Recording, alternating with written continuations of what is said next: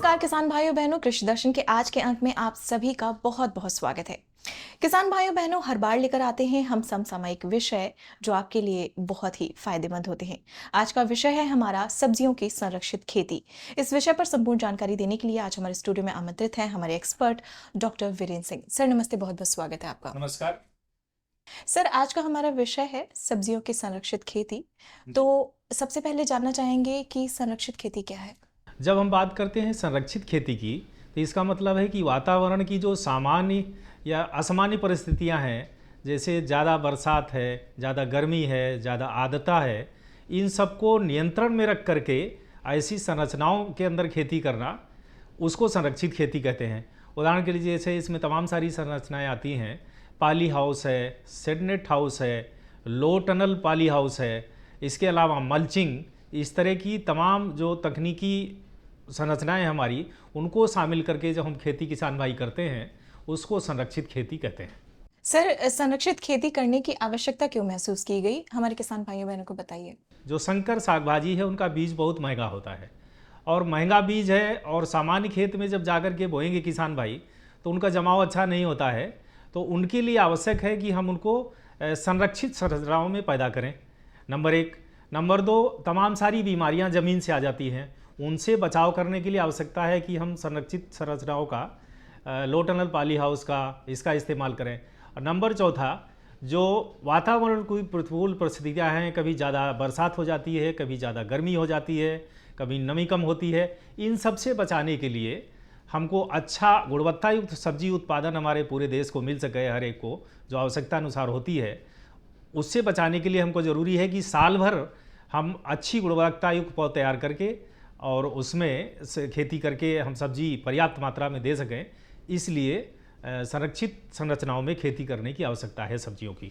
Doctor साहब संरक्षित खेती करने के लिए उपयुक्त संरचनाएं कौन सी हैं और हमारे किसान भाई बहन कौन सी सब्जियों का उत्पादन कर सकते हैं संरक्षित खेती के द्वारा। जब हम संरक्षित खेती की बात करते हैं, तो सबसे पहले इसमें आता है पाली हाउस। अब पाली हाउस दो तरह के होते हैं। एक होता है जो मैकेनिकल, ये जो ऊर्जा के द्वारा संचालित होता है, उसमें फैन होता है उसकी अधिक गर्मी निकालने के लिए, और दूसरा पीछे पैड लगा होता है कूलर की तरह से, जो उसमें नमी की मात्रा को बढ़ाता है। ये फाइन पैड सिस्टम होता है। और दूसरा एक पाली हाउस होता है जिसमें कोई भी इस तरह का उपकरण नहीं लगता है, कोई ऊर्जा की खपत नहीं होती है, नेचुरल तरीके से नेट लगा रहता है और उसमें पॉलीथीन डाल दी जाती है ताकि उसका तापमान आवश्यकता अनुसार बढ़ाया जा सके। और जब तापमान ज़्यादा होता है तो उसको खोल देते हैं हम उसके पर्दे को, ताकि उसका तापमान कम किया जा सके। और पाली हाउस में सब्जियां करना क्यों फ़ायदेमंद होता है, वो थोड़ा सा मैं बताना चाहूँगा कि इसमें सभी लोग जानते हैं कि पौधे की उत्पादकता बढ़ाने के लिए कार्बन डाइऑक्साइड जो है, सूरज की रोशनी और पानी और क्लोरोफिल की आवश्यकता होती है। जब हम पाली हाउस में खेती करते हैं, कार्बन डाइऑक्साइड की सांद्रता की मात्रा बढ़ जाती है, इसलिए पाली हाउस में जो हमारा पौधा होता है उसकी उत्पादकता ज़्यादा होती है, नंबर एक।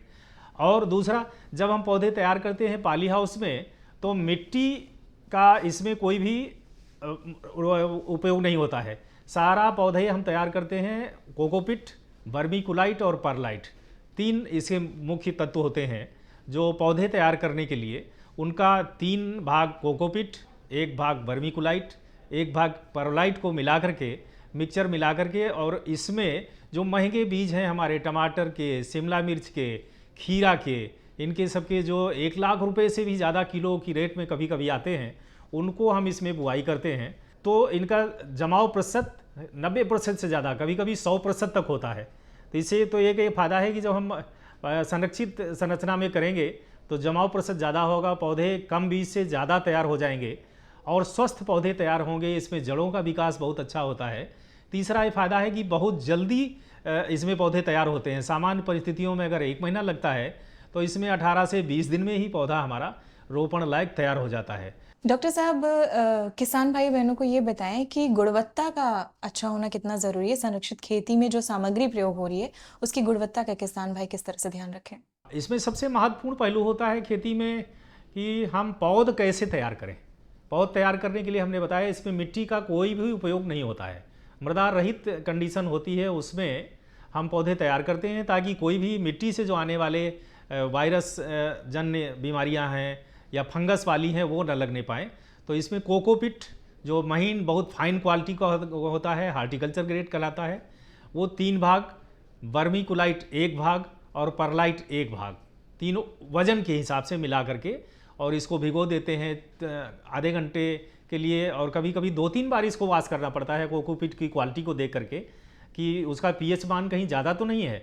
तो सामान्य करने के लिए 2-3 बार इसकी वॉशिंग कहते हैं, धुलाई करते हैं, तो इसकी क्वालिटी सही हो जाती है। और फिर इसके बाद सुखा करके इसको इसमें जो प्रो ट्रे होती है बनी हुई सामान्य पौधों के लिए, उसमें भर के और एक एक बीज एक एक होल में डालते हैं ताकि उसका अच्छे से जमाव हो सके। बोने के बाद इसको 4-5 दिन के लिए सामान्य परिस्थितियों में ही पॉलीथीन से या जूट के बोरे से ढक के रख देते हैं। इसमें जमाव हो जाता है। जमाव हो जाने के बाद फिर इस ट्रे को लेकर के हम नेचुरल वेंटिलेटेड पॉली हाउस या मैकेनिकल जो संचालित पॉली हाउस है उसमें ले जा करके रख देते हैं। और उसी में सिंचाई के साथ साथ इसमें सूक्ष्म पोषक तत्व जो आवश्यक होते हैं पौधों की अच्छी बढ़वार के लिए, ताकि उसमें जड़ों का बहुत अच्छा बढ़वार हो सके, जैसे ही किसानों को दिए जाएं 18-20 दिन के तैयार किए हुए पौधे 25 दिन के, तो वो खेत में जाएं और उसमें मृत्यु दर कम से कम हो। इस तरह से क्वालिटी नियंत्रित करके पौधे तैयार करके किसान को जब हम देंगे कम कीमत पे, तो किसान ले जाएगा, लगाएगा और उसको फ़ायदा होगा।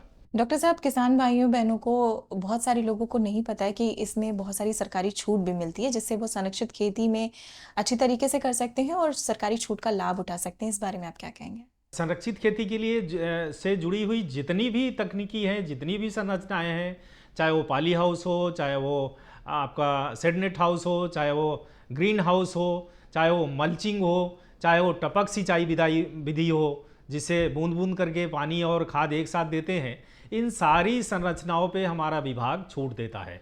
ये बड़ी खुशी की बात है उत्तर प्रदेश सरकार के द्वारा, और किसी किसी में भारत सरकार की सहायता से मिलकर के हम लोग सहायता करते हैं। पॉली हाउस बनाना है तो उसमें 35% तक छूट मिलती है कि सभी किसान भाइयों को, पूरे प्रदेश के किसान भाइयों को अनुमन्य है।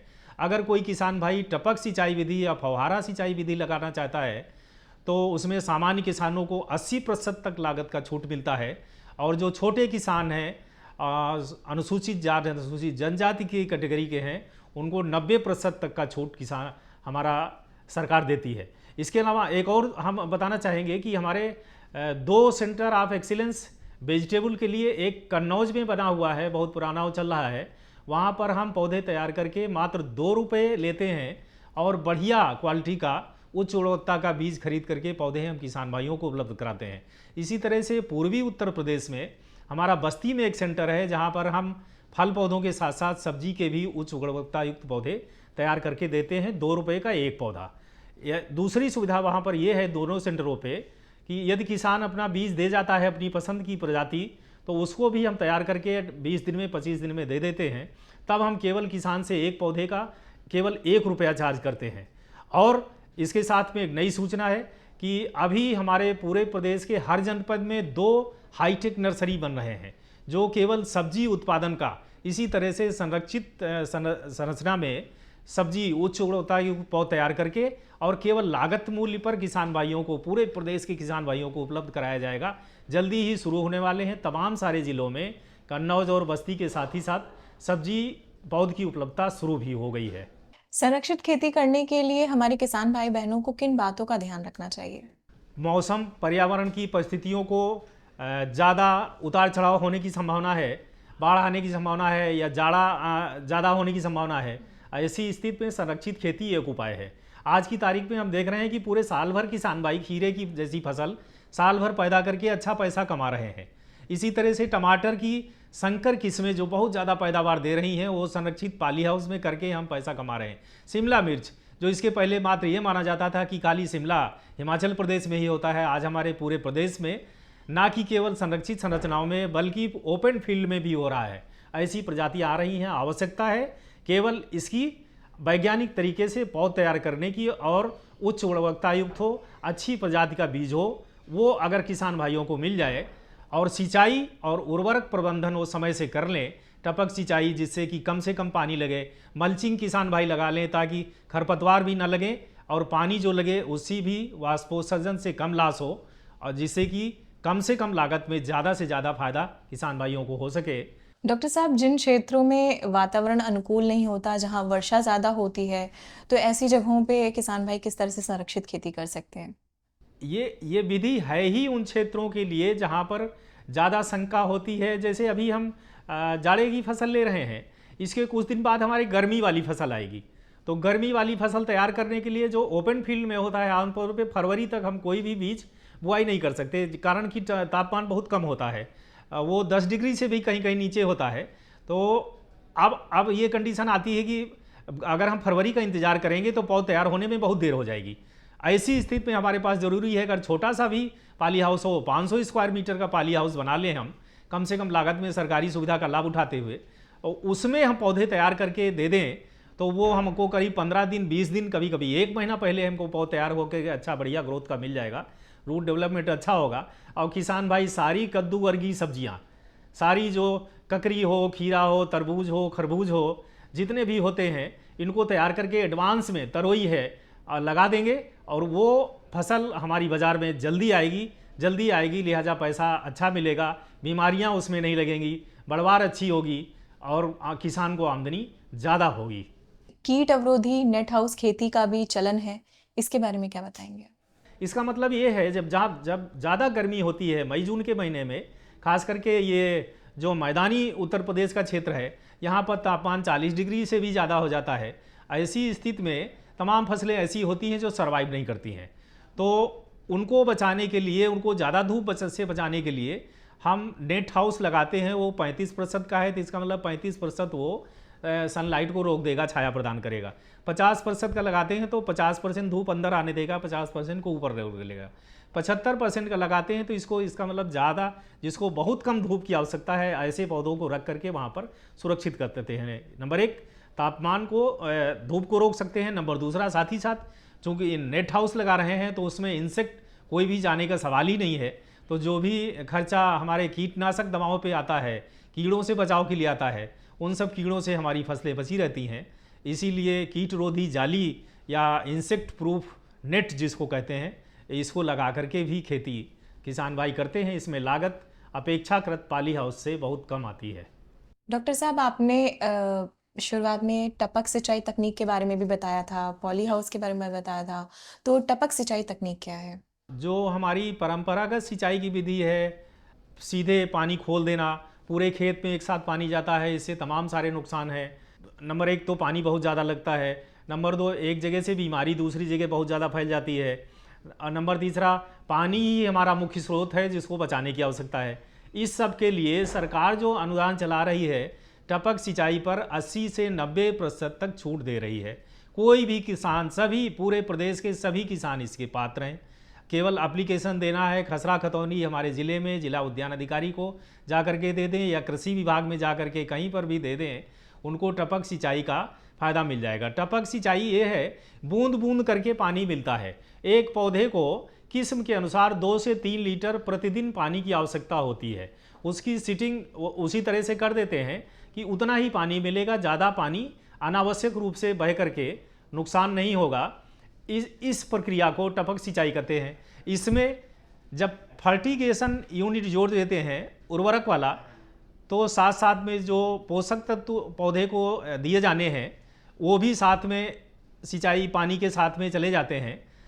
ये प्रक्रिया टपक सिंचाई विधि कहलाती है। अब इसमें दूसरा, ये तो पानी तो बचता ही है, साथ ही साथ ये होता है कि जो बीज की जगह है वहाँ पर अनावश्यक रूप से पानी नहीं जाता है, तो वहाँ खरपतवार भी कम उगते हैं और फसल की उत्पादकता भी बढ़ जाती है, और पानी की बचत 25 से 30% तक हो जाती है। इसी के साथ साथ उतने ही पानी में पर यूनिट ड्राप, जो इसको सिंचाई जल उपयोग क्षमता कहते हैं, कि 1 लीटर पानी से आप कितना उत्पादन ले रहे हैं, इसकी बढ़ोतरी हो जाती है।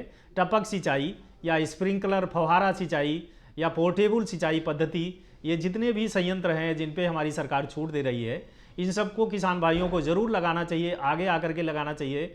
मैं तो आह्वान करता हूँ कि जितने किसान आएंगे सभी को इसका लाभ मिलेगा। डॉक्टर साहब, आज का हमारा विषय सब्जियों की संरक्षित खेती। इस विषय पर आपने हमारे किसान भाइयों बहनों को बहुत ही अच्छी जानकारी दी। आपका यहाँ आने के लिए बहुत बहुत शुक्रिया। किसान भाइयों बहनों, आज का हमारा विषय था सब्जियों की संरक्षित खेती। विषय पर संपूर्ण जानकारी दी डॉक्टर वीरेंद्र सिंह ने। आप उपनिदेशक हैं उद्यान विभाग उत्तर प्रदेश में। उम्मीद है आज के कार्यक्रम से आपको बहुत सारी जानकारियां मिली होंगी और आप इन जानकारियों का लाभ अवश्य उठाएंगे। दीजिए आज के कृषि दर्शन कार्यक्रम से अनुमति, फिर उपस्थित होंगे। नमस्कार।